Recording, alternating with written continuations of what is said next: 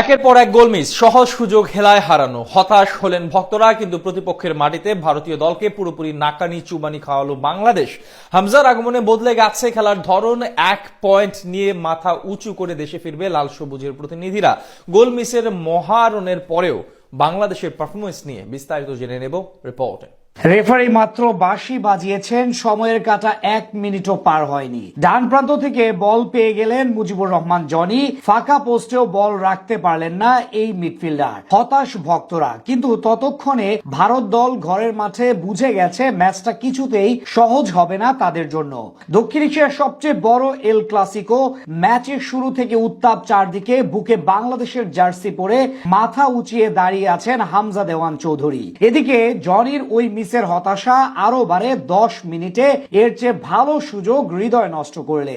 এবার বাম প্রান্ত থেকে একদম সহজ সুযোগ পান হৃদয়, কিন্তু সেই যাত্রায় কারো কাছে পাস তো দেনইনি, উল্টো বলটা অযথা মিস করেন। যদিও কয়েক মিনিটের ব্যবধানে আরো কয়েকটা সুযোগ হারায় বাংলাদেশ। প্রথম 20 মিনিটে 4টা শট, 2টা কর্নারেও কাজে লাগাতে পারেনি মোরসালিনরা। টাইগারদের এমন মুহুর্মুহুর আক্রমণের বিপরীতে 27 মিনিটে প্রথম শট নেয় ভারত, কিন্তু সেখানে প্রতিপক্ষের দুর্বল শট রুখে দেয় গোলকিপার মিতুল মার্মা। ঠিক এর 3 মিনিট পর আরেকটা সুযোগ পান ভারতের ফুটবলার ফারুক চৌধুরী। সেই যাত্রায় তার শট ঠিক বাজ পাখির মতো ঝাঁপিয়ে রুখে দেন বাংলাদেশের গোলরক্ষক। 35 মিনিটে জটলা থেকে একটুর জন্য শট নিতে পারেননি হামজা।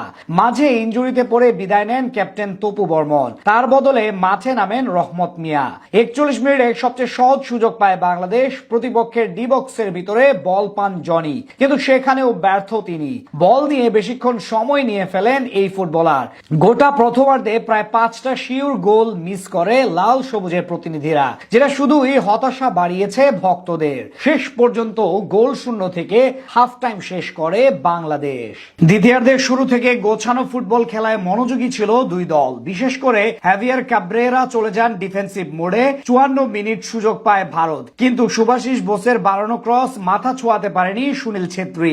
61 মিনিটে আবারও ডি বক্সের ভেতরে বল পেলেন বাংলাদেশের নাম্বার 10 রাকিব, কিন্তু হতাশার গল্প লম্বা করলেন এই উইঙ্গার। গোলকিপারকে একা পেয়েও শটই নিতে পারেননি তিনি।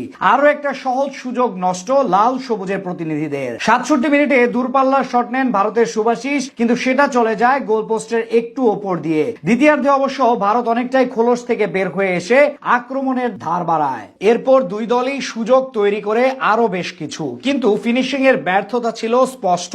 82 মিনিটে বাম প্রান্ত থেকে সুযোগ পান সুনীল ছেত্রী, কিন্তু তার দুর্বল হেড কোনো কাজে আসেনি। এর কিছুক্ষণ পর তাকে উঠিয়ে নেয় ভারতীয় কোচ। 86 মিনিটে আচমকা ডিবক্সের বাইরে থেকে দুর্দান্ত এক শট করেন ফয়সাল আহমেদ ফাহিম, কিন্তু সেটা ঝাঁপিয়ে পড়ে রুখে দেয় প্রতিপক্ষ গোলকিপার। ম্যাচের ঠিক শেষ মুহূর্তে শেষ সুযোগ আসে রাকিবের কাছে, কিন্তু সেটাও মিস করলে ড্র নিয়ে মাঠ ছাড়তে হয় দুই দলকে। তবে ম্যাচে বাংলাদেশের আত্মবিশ্বাসী পারফরমেন্স নজর কেড়েছে ভক্তদের।